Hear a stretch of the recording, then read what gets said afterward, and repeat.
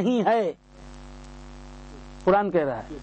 حدیث میں آیا کہ یہ لبید نے جو شعر کہا ہے، لبید نے جو کہا ہے، لبید حضور کے ایک صحابی جو شاعر تھے، سب معلقات میں کے ایک شاعر ہے، وہ سب معلقات کسے بولتے کیا معلوم کیا؟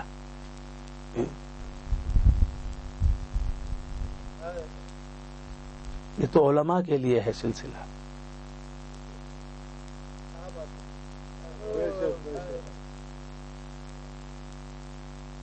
تو عرض کر رہا تھا، حضرت لبید جو صحابی ہیں انہوں نے ایک بات کہی، ایک شعر کہا، کیا کہا؟ الا کل شیء ما خلا اللہ باطل، یاد رکھو کہ ہر چیز جو اللہ کے سوا ہے، یعنی ہر مخلوق باطل ہے۔ حضور اس کے حضرت لبید کی بات کی تائید کرتے ہیں، اصدق کلمۃ قالها الشاعر کلمۃ لبید،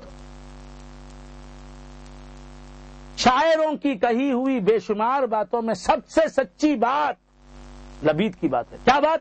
الا کل شیء ما خلا اللہ باطل، ہر چیز جو اللہ کے سوا ہے وہ باطل ہے، یعنی مخلوق باطل ہے، یہ حضور فرما رہے ہیں۔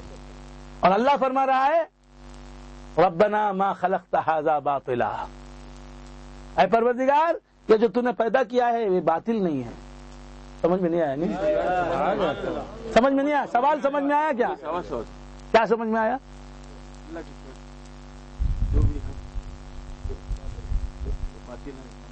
تو ہم بول رہے ہیں حدیث میں، قرآن کیا کہہ رہا ہے؟ باطل نہیں۔ کیا تدبیر باطل بنائیں، کیا تطبیق کریں گے؟ کیا تدبیر کریں گے؟ وہی تو ہے۔ یہاں باطل ہے تو مخلوق باطل ہے ثابت ہو رہا ہے حدیث سے، مخلوق باطل نہیں ہے ثابت ہو رہا ہے قرآن سے۔ تو باطل کیا ہے؟ پہلے باطل کو سمجھنا۔ مخلوق باطل ہے بھی، مخلوق باطل نہیں بھی، ہے بھی نہیں بھی۔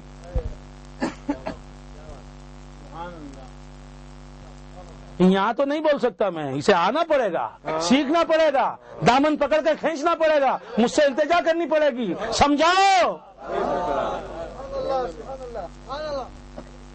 سمجھنا پڑے گا۔ یہ ہم نے بھی جوتیاں اٹھا کے سیکھا ہے، گالیاں سن کے، برا مار کھا کے، جب کہیں سیکھا ہے ہم نے۔ یہ پاؤں دبا کے کسی نے سکھایا نہیں۔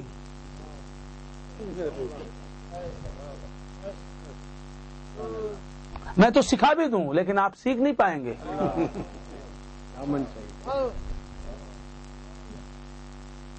تو اس طرف توجہ کیجئے،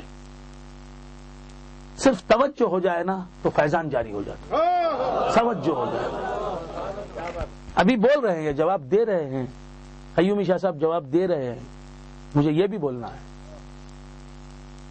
یہ جواب دے رہے ہیں۔ اب ان کی اگر میں یہ نہ کہوں تو یہ ان کی حوصلہ افزائی نہیں ہوگی کہ جو اس کا جواب یہ دے رہے ہیں، ادھر فیضان جاری ہے۔ اللہ کرے کہ سب سے فیضان جاری، سب میں فیضان جاری ہو جائے۔ تو خیر بندگان خدا، علم کی طرف توجہ، مسائل پوچھتے رہنا کہ یہ کیا ہے، وہ کیا ہے، یہ کیا ہے، یہ کیا ہے، یہ کیا ہے۔ ہم نے اس بات میں ایسا سمجھا ہے، آپ کا کیا خیال ہے؟ تو مذاکرہ کرتے رہنا۔ لا يحصل العلم الا بالتکرار، اذا تکرر تقرر، جب مکرر بات آتی ہے، کہتے ہیں، سمتے ہیں، سنتے ہیں، سمجھتے ہیں، تو پھر بات اذا تکرر تقرر۔ تو کیا عرض کر رہا تھا، بھول گئے آپ حضرات؟ ایاک نعبد، اے اللہ ہم تیری ہی سے مدد طلب کر رہے ہیں، تیرے غیر سے مدد طلب کرتے ہی نہیں۔ جب مدد کرنے والے کی مدد سامنے ہو جائے، حقیقی مددگار ظاہر ہو جائے، اب دوسرا مددگار نظر کیسے آئے؟ مولا تعالی ہم جانتے ہیں کہ غوث کے ہاتھ سے جو مدد ہم لے رہے ہیں وہ غوث کی مدد نہیں، تیری مدد ہے۔ خواجہ کے در سے جو ہمیں بھیک مل رہی ہے وہ خواجہ کی بھیک نہیں، تیری بھیک ہے۔ اور جنید جو دے رہے ہیں وہ جنید نہیں دے رہے ہیں، تو دے رہا ہے۔ رابعہ بصریہ کا نام کا جو صدقہ مل رہا ہے وہ حقیقت میں تیرے ہی در کی بھیک ہے۔ جو ولی سید شاہد حسینی سے جو مل رہا ہے وہ ان سے نہیں مل رہا ہے، ارے وہ دے رہے ہیں لیکن حقیقت میں مولا ہی دے رہا ہے۔ یہ ایک حدیث سنا کے ختم کرتا، بہت وقت ہو گیا، بہت وقت آپ کا ہو گیا، اتنا لمبا نہیں بولنا چاہیے، لیکن کیا کروں، کچھ چاہنے والے مل جاتے ہیں جب میں یہاں آتا ہوں، بنگلور آتا ہوں، کرناٹک میں آتا ہوں، کچھ قدردان حضرات مل جاتے ہیں، ابھی سب بیٹھے میرے ساتھ، اللہ ان کو سلامت رکھے، خیومی شاہ صاحب، رحمانی شاہ صاحب، وراثت اللہ شاہ صاحب، آپ تمام حضرات، تو بولنے پر آ جاتا ہوں، اور میرا کام بولنا ہے ہی نہیں، اب میں تقریر جاری ہے نا، لاؤڈ سپیکر سے آپ کہیے کیا اتنا لمبا تقریر کرتا، تو بولے کو ہے نا، خاموش رہو، اور خاموش نہیں رہے گا، مائکرو فون پر جب تک بولنے والا بولتا رہے گا، لاؤڈ سپیکر کی مجال نہیں، اور رک جائے، سمجھ گئے نا، اب آگے کیا کہوں، نہ رکنا میرا کام، نہ بولنا میرا کام، الحمدللہ۔ تو کیا عرض کر رہا تھا، حضور فرماتے ہیں لا یزال العبد یتقرب الی بالنوافل حتی احبہ، میرا بندہ نفل عبادتوں کے ذریعے سے مسلسل میرے قریب ہوتا جاتا ہے، یہاں تک کہ میں اس سے پیار کرنے لگتا ہوں۔ دیکھا آپ نے کہ عبادت کا نتیجہ کیا ہے، محبت خدا کی، تو عبادتوں کا حاصل یہ سمجھو کہ ہم عبادتیں کریں گے تو اللہ ہم سے پیار کرے گا، آیا حتی احبہ، میں محبت کرنے لگتا ہوں اپنے بندے سے، فَإِذَا أَحْبَبْتُهُ، جب میں اپنے بندے سے محبت کرنے لگتا ہوں، فَكُنْتُ سَمْعَهُ الَّذِي يَسْمَعُ بِهِ، تو میں اس کے کان بن جاتا ہوں جن سے وہ سنتا ہے، بندے کے میں کان بن جاتا ہوں۔ کون بول رہا ہے، اللہ بول رہا ہے، جب اللہ اپنے نیکوکار بندے کے کان بن جاتا ہے، اب وہ کان دور سے نہیں سن سکتا۔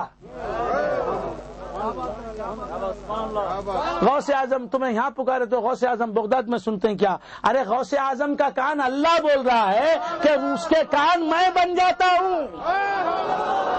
اب ہم جسے سنا رہے ہیں وہ غوث اعظم کے کان کو نہیں سنا رہے ہیں، غوث اعظم کو نہیں سنا رہے ہیں، ہم تو اللہ کو سنا رہے ہیں، کیونکہ اللہ خود بول رہا ہے میرے غوث کا کان میں بن گیا۔ اب غوث اعظم کو سنانا، اس سے اللہ خوش ہوگا یا ناراض ہوگا؟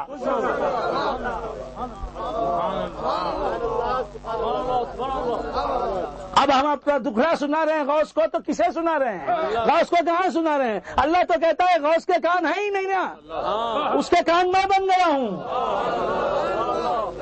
یہ حدیث قدسی صحاح ستہ میں، بخاری اور مسلم دونوں میں حدیث قدسی۔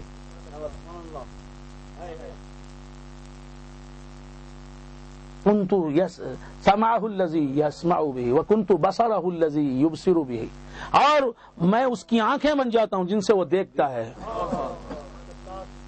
یہ تو اللہ کے مقرب بندے، اب حضور کا مقام کیا ہوگا؟ حضور تم کو دیکھتے ہیں کیا؟ حضور مدینے میں رہ کر ناظر ہوتے ہیں کیا؟ تمہارے حال کو دیکھتے ہیں کیا؟ تمہیں تو یہاں کنٹیٹی میں بیٹھے نا،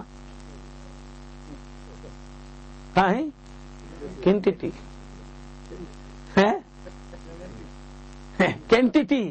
کینٹیٹی میں تمہیں بیٹھے ہی، حضور انور صلی اللہ علیہ وسلم مزار اقدس میں مدینہ پاک میں ہیں، وہاں سے دیکھتے ہیں کیا تم نا؟